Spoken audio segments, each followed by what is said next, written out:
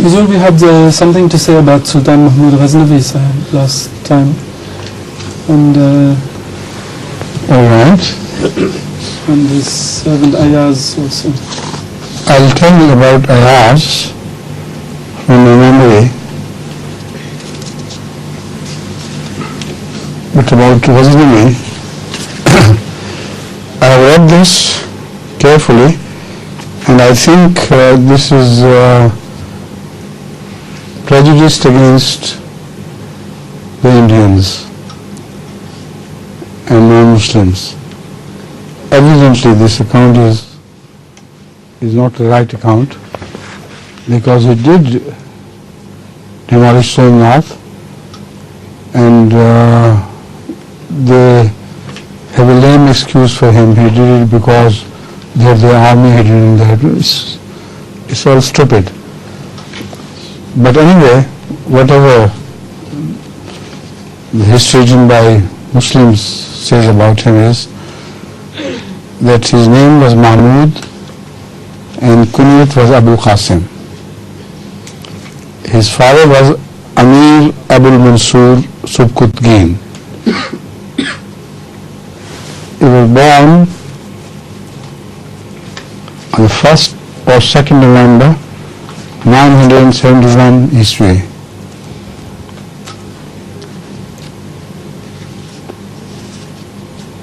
The mother of Sultan Mahmood was a noble's daughter from Zabalistan. His education was by Qazi Abu Nasr.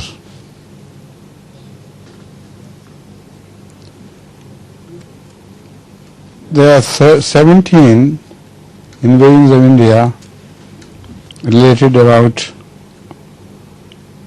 Sultan Mahmood, but in reality the previous first ones were by his father.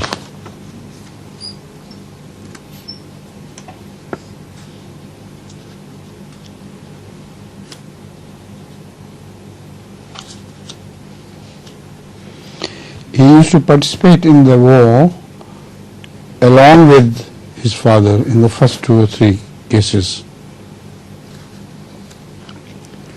In the first 2 cases. And the third invasion took place after the death of his father, and it was against Raja Jaipal. Now again, there is an lame excuse that Raja Jaipal used to secretly aid Karamata, the rivals of Sultan Mahmood. 6th invasion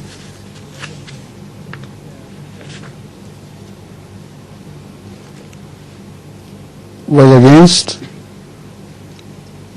the Wali of Multan, who was from Karamati sect, and they thought, the historians say, because Karamata was a great threat against Islam, although they were Muslims, so he had to curb them properly.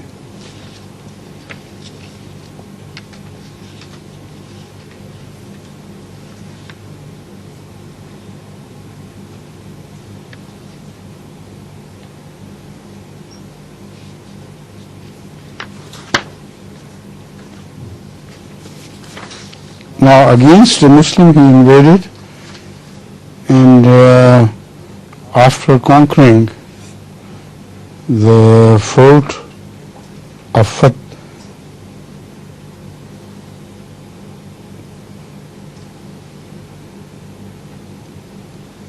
Daud, he was a Muslim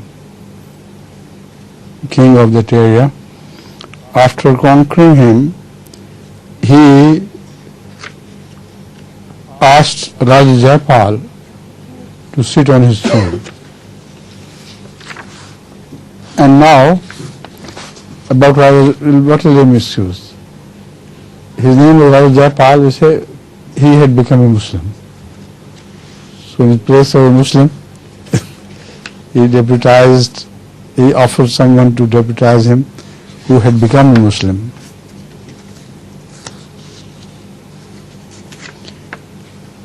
And evidently this was wrong, because in December the Sukhparani Garid, and he rebelled against the kingdom of Sultan Mahmood.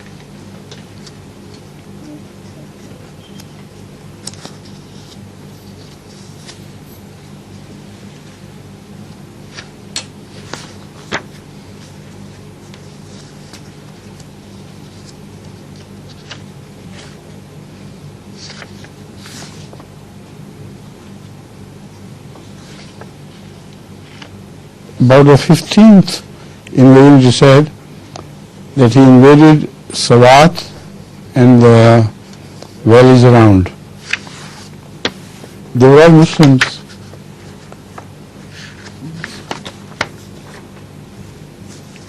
And he did it, according to the historians, for the sake of spread of Islam. All lame excuses. There is no need of any excuse, because in those days this was a custom. Whoever had power, he would invade other countries. And this was a simple case of the custom of the days, where kings used to conquer other areas, Christians or atheists, everybody did the same thing.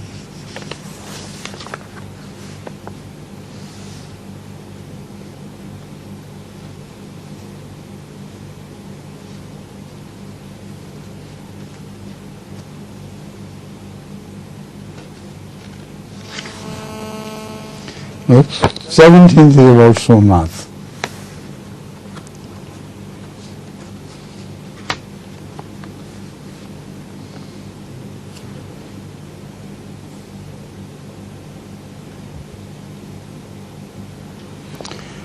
Again, the secret preachers of Karamata, according to the historian, had gone and taken shelter in Somenath. Amazing. Why should the Muslims have taken shelter in Somenath?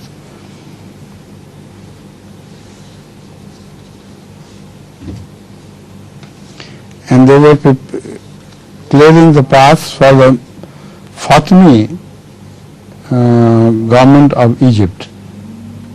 So they were doing it again for the sake of Islam. The Fatimi government was on throne in Egypt.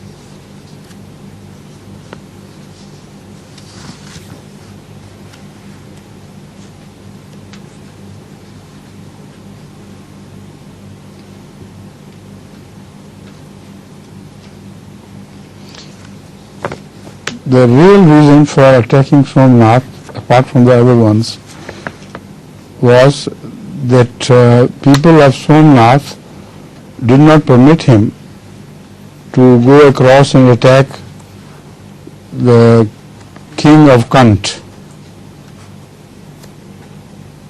or Raja of Kant.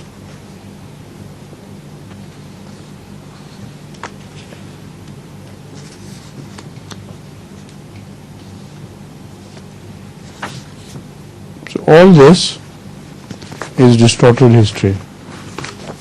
Like nowadays they are writing history about Pakistan and how it came into being. Everything about history is being distorted by the medieval historian, the medieval type historians of Islam, unfortunately. The story is about Ayyaz. There are some stories which are really interesting and they throw a good light on the character of Sultan as well as on the character of Mansur, of Sultan Ayyaz.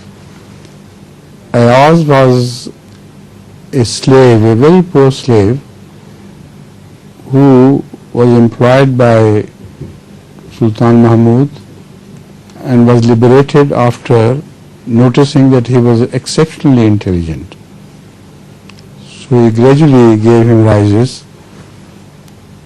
until the entire court got extremely jealous of Sultan Mahmood.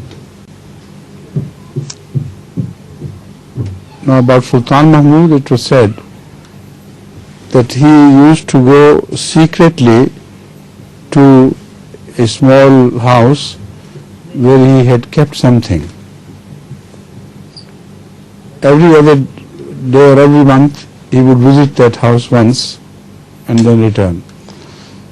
So the spies set against him reported this to the other ministers, and they reported it to the king. You think he is a very trustworthy slave of yours, but this is what he does. He has deposited all the wealth of the palace, golds, etc., and jewels in that house. So suddenly Sultan Mahmood decided to invade the place along with the other courtiers. Now when they took him along and asked him to open the door, he did so and said, "Where is the wealth you have stored here?" He said, "A small bag, that is all the wealth that is in it." So they opened it and it was full of filthy clothes and rotten shoes and all the dirt that you can think about. Everybody was amazed. Sultan asked him why. He said, "This is the dress I came in. I came in wearing when I was pressed to your service. And this is the dress I'm wearing now, which you gave me. So I used to visit this place quietly to remind myself that this is Ayyaz. Nothing should go into your head. It's your master, Mahmood, who did everything for you." This endeared him further, and he made him the chief minister sort of cabinet, and their scheme against him kicked back. Another incident is reported in two different versions, that once Sultan,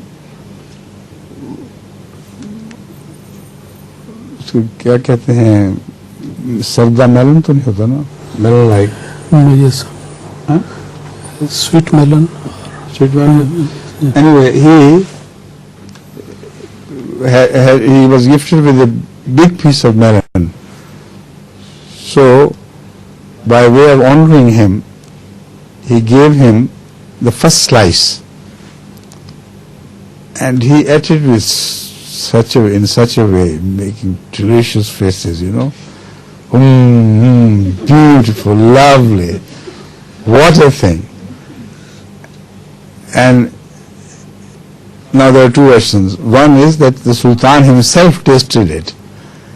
It was so bitter. He could not swallow. He said, "What is this?"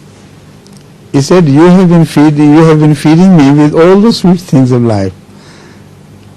I am not that unfaithful that this one bite of a bitter gift you give me, I should say no. Also I enjoyed it.